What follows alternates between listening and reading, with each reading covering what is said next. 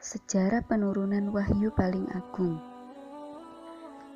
Syaitan dan iblis ketakutan ketika malaikat Jibril dan bersama 70.000 malaikat turun membawa Ayatul Kursi.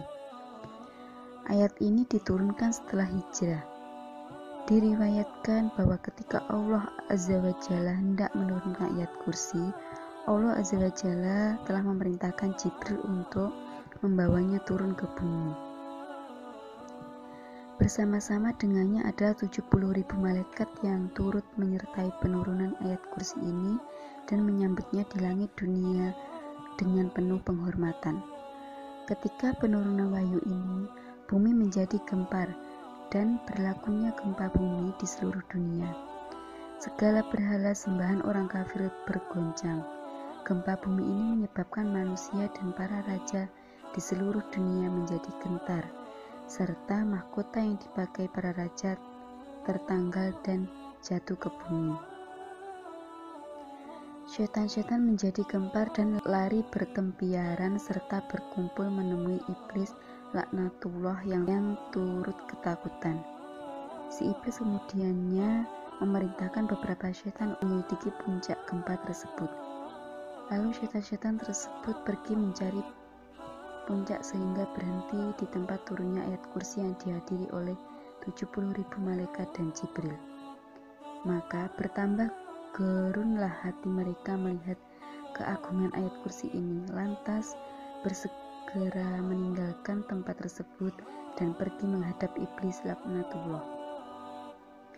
Setelah memberitahu iblis, maka iblis menjadi gusar karena telah turun sebuah pedinding yang sangat kuat dan tidak mungkin dapat ditembusi olehnya maupun tentara-tentaranya jika manusia beramal dengannya. Rasulullah SAW dengan segera memerintahkan Zaid bin Sabit menulis serta menyebarkannya.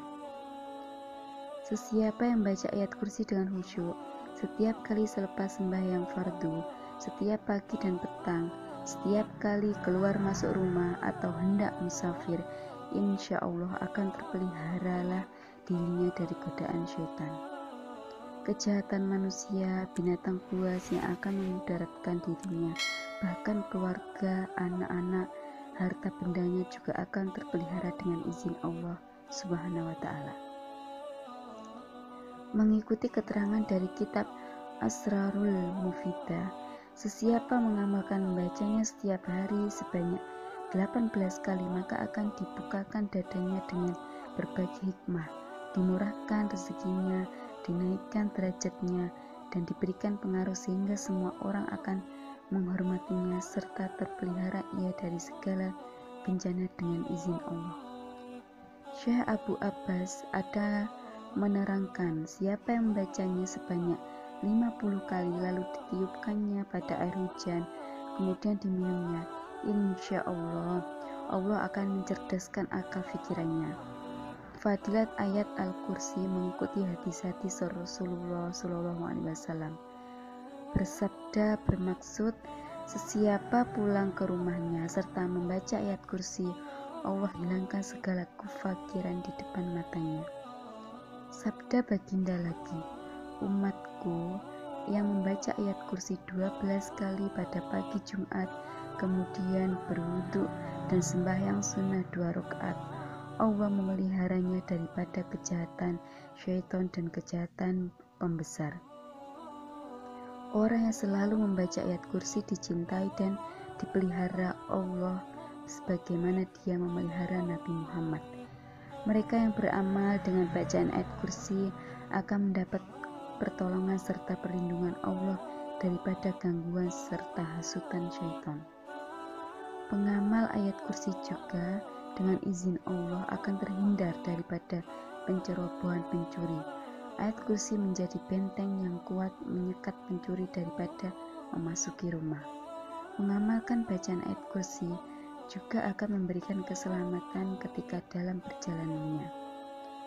Amalkan membaca ayat kursi sebelum dan semasa perjalanan.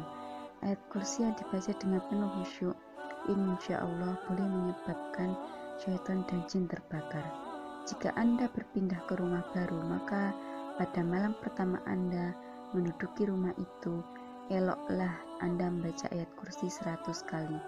Insya Allah, mudah-mudahan Anda sekeluarga terhindar daripada gangguan lahir dan batin. Barang siapa membaca ayat Al-Kursi apabila berbaring di tempat tidurnya, Allah mewakilkan dua orang malaikat memeliharanya hingga subuh. Barang siapa membaca ayat Al-Kursi di akhir setiap sembahyang fardu, ia akan berada dalam lindungan Allah hingga sembahyang yang lain. Barang siapa membaca ayat Al-Kursi di akhir tiap sembahyang, tidak menegah akan dia daripada masuk surga kecuali maut. Dan barang siapa membacanya ketika hendak tidur, Allah memelihara akan dia ke atas rumahnya, rumah jirannya dan ahli rumah-rumah di sekitarnya.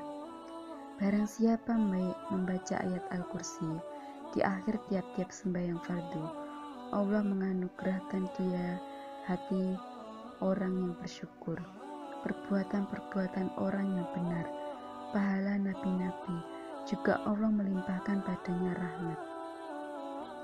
Barang siapa membaca ayat Al-Kursi sebelum keluar rumahnya, maka Allah mengutuskan 70.000 malaikat kepadanya. Mereka semua memohon keampunan dan mendoakan baginya. Barang siapa membaca ayat Al-Kursi di akhir sembahyang, Allah Azza wa Jalla akan mengendalikan pengambilan rohnya, dan ia adalah seperti orang yang berperang bersama Nabi Allah sehingga mati syahid. Barang siapa yang membaca ayat Al-Kursi ketika dalam kesempitan, niscaya Allah berkenan memberi pertolongan kepadanya.